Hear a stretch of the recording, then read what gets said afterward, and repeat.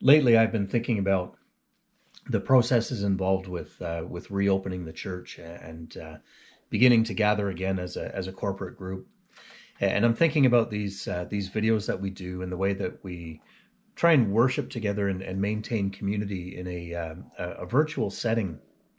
And it strikes me that what we're doing now is really unnatural. I think about the very origins of our faith. I mean, we're Christians. We're named after this man, Christ. And Christ, that was God robed in flesh. So it was Jesus was an embodied God who walked among us. And so too are we. We're embodied spirits. We're spirits that inhabit these physical bodies. And that's why this virtual community that we're involved in right now, it presents some challenges to us because our faith practices are corporeal, they're physical. Christian faith is not just a set of beliefs. It's not just what we believe, but it's actually there are things that we do, that we enact in our bodies, in our flesh, that make us Christians.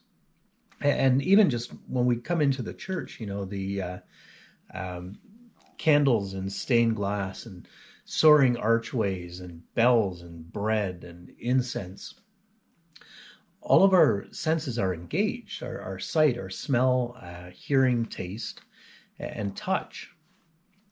And touch actually plays a very important role within our faith.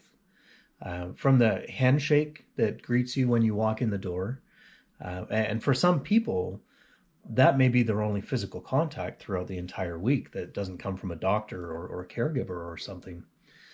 So never underestimate how much we need touch, because that really was your very first language. Touch was how you and your mother communicated far before words and abstract thought.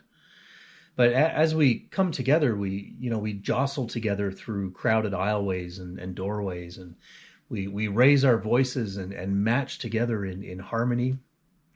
We physically position our bodies as we pray, and we share a sacred meal. We share coffee and cookies after the service. There's so much physical in our faith. And I think that when I consider even our faith is actually passed on through physical touch. Of course, we have baptism that involves actual physical contact. When we become new members of the church, or when we appoint people to any kind of an office within the church, a minister, an elder, or moderators, all of this is done through prayer and through the laying on of hands. There's physical contact that's required. And one of the reasons that we do this is because it ensures physical proximity and proper discipling. Remember that the disciples didn't learn from Jesus in a classroom, but they learned by living life with him, by walking down dusty roads together, all sweaty and tired, eating, sleeping, preaching, healing, doing all these things together. The disciples didn't get any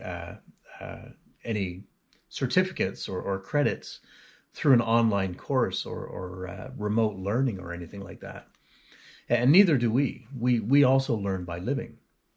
And that's what that contact, the laying on of hands, that physical contact, that's what that signifies, is a closeness, a togetherness, being actually one in community, not just reading a book or picking up some knowledge. Because in the end, faith is learned through this messy living with one another.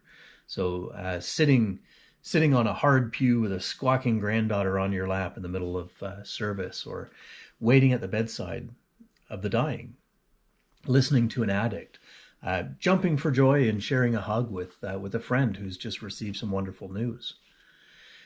It's all physical, and much of it is touch related. One of my most deeply sacramental moments of my ministry was being here in my study with a young man who was homeless. He had been sleeping in a dumpster, and his fingers had been blackened by frostbite. It was the middle of winter.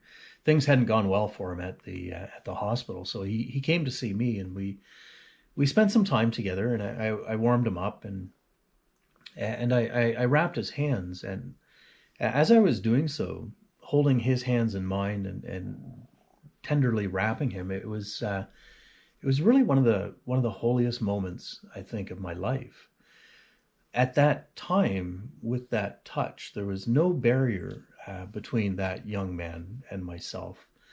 Both of us were completely open. Both of us were completely vulnerable to one another, and somehow together we were whole. And that all has to do with the physical contact. Had I just spoken to him, that would not have happened.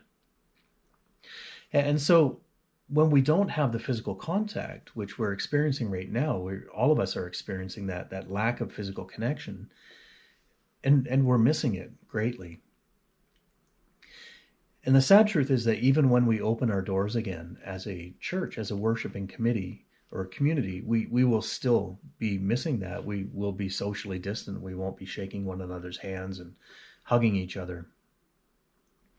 And that to me is sad. We're missing something because in the very beginning, God tenderly held Adam as he formed him out of the dust of the earth using his own hands.